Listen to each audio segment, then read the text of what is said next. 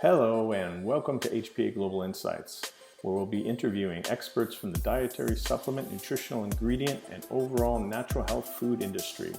Please like, subscribe, turn on that little notification bell, and comment below. Now on with the show.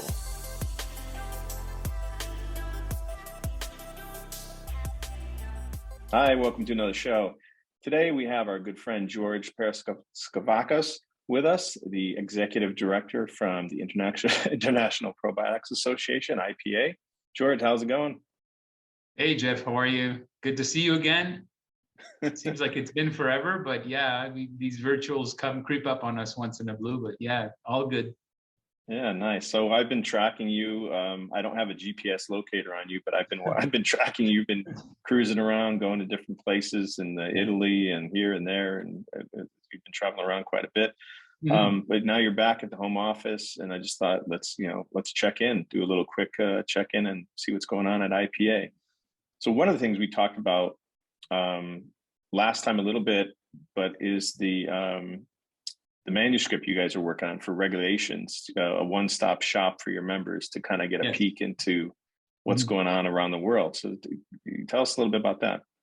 Sure. I just got tired of hearing that probiotics aren't regulated, and we got to work, and took about 2 years, but we said strategically, let's put together a manuscript of X amount of countries, and those were the first set is 28 to mention the amount of countries. They're strategically placed around the world. They were chosen by market size, importance, regulatory hurdles. And basically we put this together in a manuscript, and we created, I think it's eight subheadings.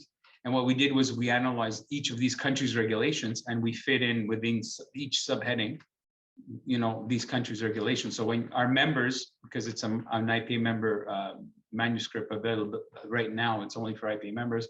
So when they kind of reference the tool, they look at the subheading and they can compare from one country to the next. So we placed all of this on one kind of page, or it's not on one page because the document is like 150 pages long, but it's kind of like you have an idea because you're comparing apples to apples. Forward to that, we're now reviewing 8 more additional countries that will be added into the book. So we'll go to 36 by end of 2022. And the great thing about this is we're always, we always revise it. So it's a dynamic document as regulations change. We always take a quick look as well to see what changed in which country, and we revise it and update it all the time.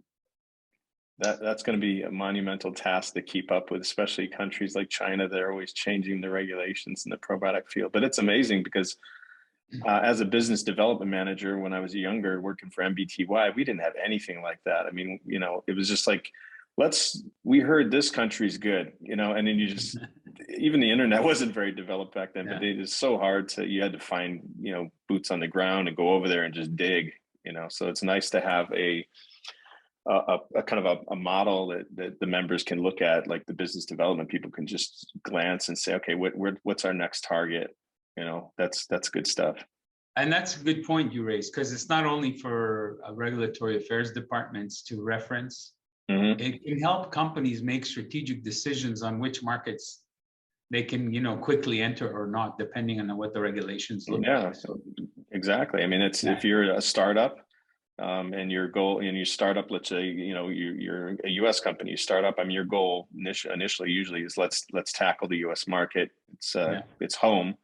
And then once we've got that under control, let's hit up a few, external markets, expand our footprint. And what's the low hanging fruit, and you can really use that document to kind of pinpoint that. And then for those companies that are already entrenched in those countries, it's a nice document to kind of reference as things change. What do we need to do to stay correct?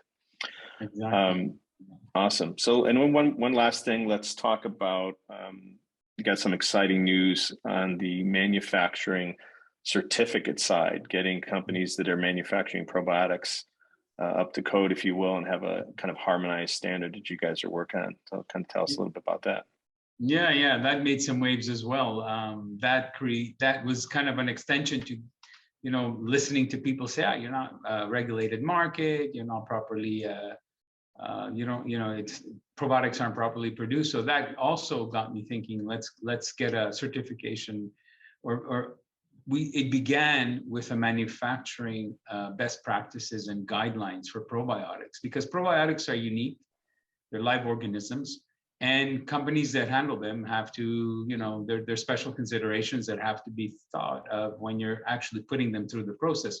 So the manufacturing guidelines we put out, another 2-year endeavor, was taking a raw ingredient from a fermenter bacteria and then converting that into a finished product, and all the considerations and criteria needed in between all those steps.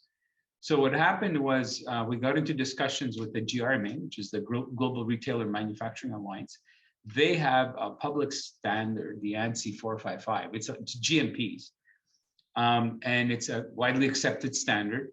And basically, we got into discussions, and not having for them to do all this work and reinvent the wheel, we have the best practices. So, together we're going to form a working group. We're going to sit around the table, and then we're going to see what is needed, what are the differences to the standard for regular GMPs, and then if you need to make other considerations when it comes to handling probiotics. So a kind of a gap analysis, and then hopefully, once we finish the work and we submit it for approval, it's a third-party independent body that will approve it or not. Those best practices from IPA become an addendum to the ANSI 455 standard when you're manufacturing probiotics. All the end goal to make sure that quality products hit the market, and products that work and quality and bring benefits to the consumer. Yeah, and it comes at a unique time where we're, a lot of these big box retailers are looking at supplements, and like, what do they want to implement? Just say, Walmart, for example, says, hey, if you want to be on our shelf, you have to jump through some hoops. I mean, that really wasn't around before, and now that's kind of there. And so what do you do about that and make it easier for them to say, okay, well, you've got this company's gone through this and they've got this certificate, so we feel comfortable sourcing and working with them. A lot of the retailers are, there's a lot of third-party certifications out there, but this one particular certification, the ANSI 455, I think if you're audited against that, I think, most retailers out there, the big box retailers will accept it. You won't have to do more audits. So we're kind of getting rid of the audit tourism that, is befalling all the manufacturing of probiotics, all the contract manufacturers. And it's an accepted standard. And basically, the other interesting thing is not only the retailers, we have some interesting e-tailers around the table as well for this certification that are going to be asking for that too. I don't need to mention who the biggest one in the room is, but yeah, they'll be working with us as well. Yeah, well, at the industry level, we don't want to, inundate the industry with, this certification, that certificate, this one, that one, this. But at the end of the day, this, probiotics are, as you mentioned, it's a different animal. I mean, it's live organisms. There's temperature requirements. There's lots of things that go into handling them properly, so you don't give the consumer a dead product that has no efficacy whatsoever. So I think in this case, this type of certification is needed. But awesome. Last thing, where are you going? I mean, you're bopping around. You got anything planned in the near future? Seminars? Where are you going? Well, the next one up is the one in Copenhagen, the Probiota in Europe. We collaborate with them. IPA does a lot of collaborations with the Probiota programs. Sure. So the next one will be there. Hopefully we'll make it to Expo West. If, I don't know how that travel is going to depend on what happens this year with the new variant that everybody's talking about.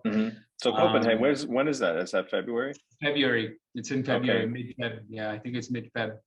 Okay, then so just a couple of weeks, about 3 weeks later or so, it's going to be Expo West. Yeah. Expo West. Yeah. I'm not sure, maybe Supply Side East April. Then we have our World Congress and the early June.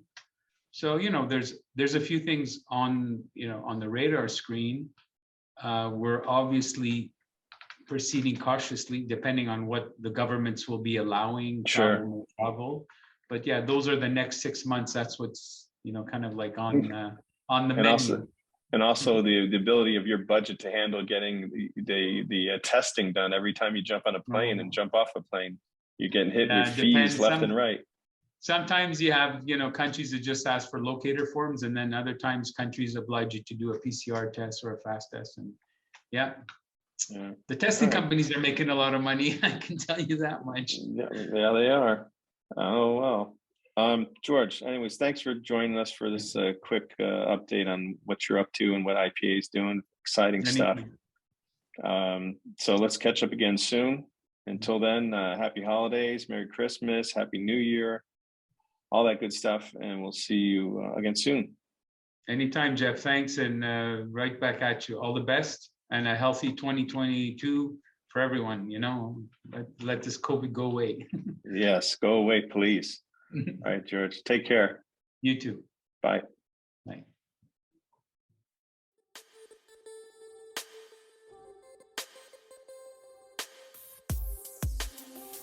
Thank you for tuning in to HPA Global Insights. Please like, subscribe, and share with your colleagues. Any questions or suggestions, email us at info@uschinahpa.org. This channel is operated by US-China Health Products Association, which is a nonprofit organization. Please consider joining the association and supporting its global endeavors. Your support is very much appreciated. Until next time, take care.